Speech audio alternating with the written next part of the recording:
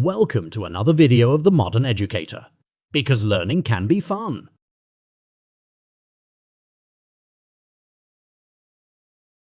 Alright, now we will use mainly for this assessment online data, websites, these kinds of things. A little bit early for you, but it will become very important from now on in the near future. What are the two, actually I already said there are two main types of data. So data or information is divided into two main categories. Anyone heard this? So in the final year project, which is a little bit far away from you, that is year 4, you will have a final year project, 10 credits. That is the biggest project you will ever do. It's 9 months. And you will choose a supervisor. And your supervisor will ask you, are you going to collect your own information for your FYP, for your final year project, or are you going to use someone else's information for your final year project? So we have two types of data, primary and secondary. That is the main division. Primary data, secondary data. Primary data is data we collect by ourselves. What I mean by this, I do a survey. I do an interview with some of you. I do it on my own. I collect it by myself. Secondary data is data collected already by some other people. So you will be using secondary data for your assessment. Up until the final year project, I believe, in most cases, you will use secondary data. So journal articles, books, websites follow under this category as well. Information that was collected by someone else. So here is secondary data. Newspapers, reports, these are the 5 main types of secondary data. I believe most of your secondary data will come from web articles.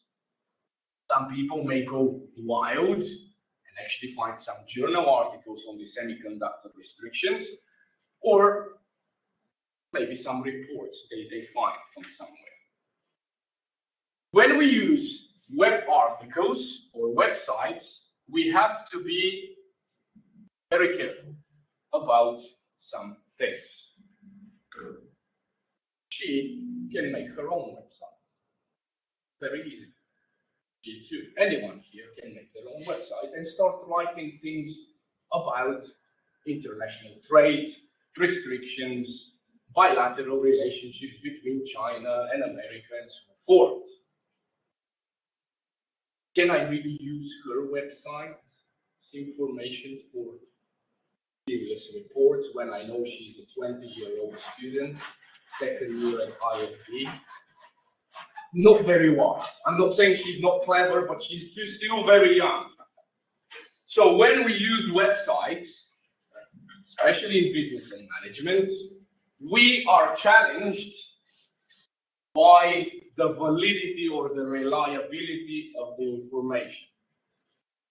So be very careful when you use websites. Some good websites we can use are government websites.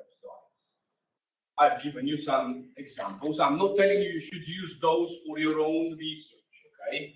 I'm just telling you that if you cite the Ministry of Finance of China, I will be very eager to believe you, because that's the Ministry of Finance of China, right? But if you cite her, like I said, she's a very clever student probably, but she's still 20 years old and her specialty is not international trade probably, it's supply chain management. So we are looking for reliable sources. So I've seen some people, of course this is an exaggeration, in their reference list, www iloveifb.com. For instance, of course, this is an exaggeration. If I look this reference list on, I'll be like, what? iloveifb.com, that doesn't sound like a source I should be trusting, you know?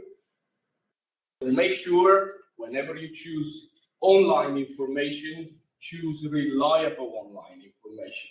Go to government websites. Each of these ministries actually offers a lot of information for the public for free. So there are actually 26 ministries in China, according to what I have found. Every ministry has their own website. This is the big one. When we write business reports, some people are like, okay, teacher, what reports should I use? Okay, these are all consultancies, the biggest consulting companies in the world. So when you are in a business and management school like ours, BCG, Boston Consulting Group, Accenture, McKinsey, PricewaterhouseCoopers. Now, if I see information coming from these types of online resources, I am very eager to actually trust what you are saying. But if you are citing www.iloveifb.com, I'm really sorry, that doesn't sound serious to me. So make sure whenever you start searching for information, look for reliable sources. That is one of the most difficult things actually to do. The problem with internet in general is that too many people are offering too much information.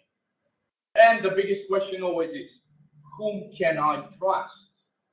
Some people say lies. I will show you next week on Monday, we will talk about COVID-19. Some people said the Chinese developed COVID-19. Trump said that. Other people probably in China say Americans developed COVID-19. And you're like, who should I trust? So that is one big challenge when we use online information. Subscribe, share and enjoy. Because learning can be fun.